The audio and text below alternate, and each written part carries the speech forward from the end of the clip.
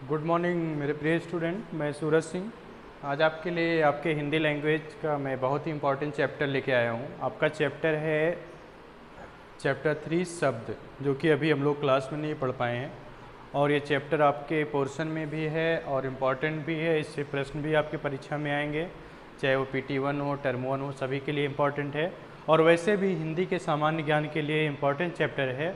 हर एक हिंदी पढ़ने वाले को इसे जानना चाहिए। इसको ध्यान में रखते हुए हमने आपके सामने ये वीडियो प्रस्तुत किया है। आप लोग इसको लास्ट तक देखना, जिससे आप तक मैं अपनी बात को पहुंचा सकूं और आप लोग इसको इस वीडियो के माध्यम से हिंदी विषय संबंधित जानकारी प्राप्त कर सकें और शब्द से संबंधित अपने डाउट को सॉल्व कर सकें।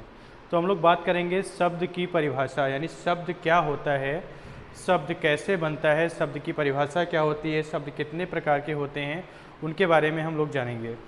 तो इस तरह से सबसे पहले हम लोग जानेंगे शब्द की परिभाषा, यानी शब्द किसे कहते हैं। अगर आपके एग्जाम में पूछा जाए शब्द किसे कहते हैं, शब्द की क्या परिभाषा होती है, तो वो है वीडियो शब्द की परिभाषा। यानी वर्णों के सार्थक समूह को शब्द कहते हैं। वर्ण से अभिप्राय है अक्षर, जो अक्षर हिंदी वर्णमाला में होते हैं, स्वर अक्षर, व्यंजन अक्षर, तो उन वर्णों को मिला के शब्द बनता है। लेकिन शर्त कह रहा है सार्थक समूह होना चाहिए। सार्थक मतलब ऐसा शब्द होना चाहिए, ऐसा अक्षर होना चाहिए जिसका एक अर्थ हो। ठीक है, तो इसकी परिभाषा हो जाएगी, शब्द की परिभाषा, वर्णों के सार्थक समूह को शब्द कहते हैं। अब जैसे एग्जाम्पल के लिए यहाँ पे देखिए, एक वर्ण का लिखा है, दूसरा मा है, तीसरा ला है। 3 वर्ण लिखे हुए हैं, 3 अक्षर लिखे हुए हैं। तीनों को जब हम मिलाएंगे तो एक नया शब्द बनेगा कमल। तो इस तरह से वर्णों के समूह से एक नए शब्द का निर्माण हो रहा है, जिसका नाम है कमल। तो शब्दों के सार्थक समूह को, वर्णों के सार्थक समूह को हम शब्द कहते हैं। इसी तरह से पा देखिए, पा है, प्लस का है, प्लस जा है, तीनों अलग अलग अक्षर हैं, तीनों अलग अलग वर्ण हैं। इसको जब हम मिलाते हैं तो एक नया शब्द बनता है, जिसे हम पंकज बोलते हैं, जिसका अर्थ कमल के अर्थ में होता है।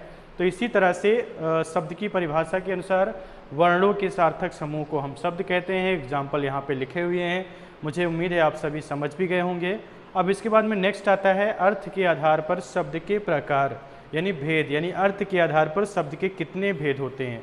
तो इसके बारे में हम लोग जानेंगे। अर्थ के आधार पर शब्द 2 प्रकार के होते हैं। ठीक है, 2 प्रकार के होते हैं अर्थ के आधार पे। और भी शब्द के ढेर सारे भेद होते हैं, उत्पत्ति के आधार पे और जो है प्रयोग के आधार पे।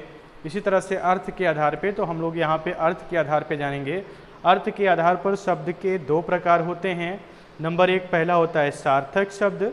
सार्थक शब्द क्या होता है, यानी जिस शब्द का एक निश्चित अर्थ होता है, वह शब्द जिनका एक निश्चित अर्थ होता है उसे हम सार्थक शब्द कहते हैं। जैसे भगवान शब्द यहाँ पे लिखा हुआ है, यहाँ पे देखिए भगवान का अभिप्राय ईश्वर से है, परमपिता परमेश्वर से है।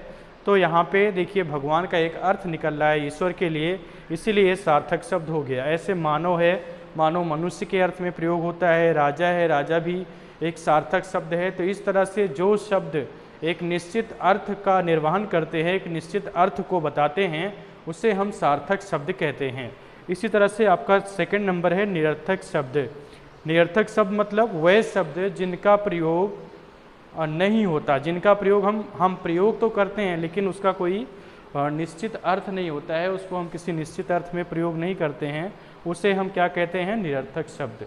ठीक है, तो इस तरह से आपका सार्थक शब्द हुआ जिसका निश्चित अर्थ होता है, और निरर्थक शब्द हुआ जिसका कोई निश्चित अर्थ नहीं होता है। ठीक है, व्याकरण में जिसका प्रयोग नहीं हुआ है शब्दकोश में, उसे निरर्थक शब्द कहते हैं। जैसे हमने वाना शब्द यहाँ पे लिखा, वाणी शब्द लिखा, वाय शब्द लिखा, तो ये सारे शब्द लिखे तो हैं लेकिन इनका कोई निश्चित अर्थ नहीं है, यानी ये अर्थ में प्रयोग नहीं हो रहे हैं, इसीलिए इसको हम लोग बोलेंगे निरर्थक शब्द। तो इस तरह से आज का जो मेरा वीडियो था, मुख्य रूप से शब्द की परिभाषा, अर्थ के आधार पर शब्द के भेद, सार्थक शब्द, निरर्थक शब्द, उनकी परिभाषाएं, उदाहरण, ये सारी चीज़ें हमने आपको इस वीडियो में संक्षेप में बताने का प्रयास किया है। मुझे उम्मीद है आप सभी को ये समझ में भी आया होगा। और अंत में आप सभी से मेरा रिक्वेस्ट है कि आप लोग इस वीडियो को अपने सारे फ्रेंडों को शेयर करें। अगर आपको अच्छा लगा हो तो इसको लाइक करें, और अगर आपको कोई कमी दिखाई दे रही है तो प्लीज़ मुझे कमेंट में लिख के बताएं, जिससे मैं उसको सुधार सकूं।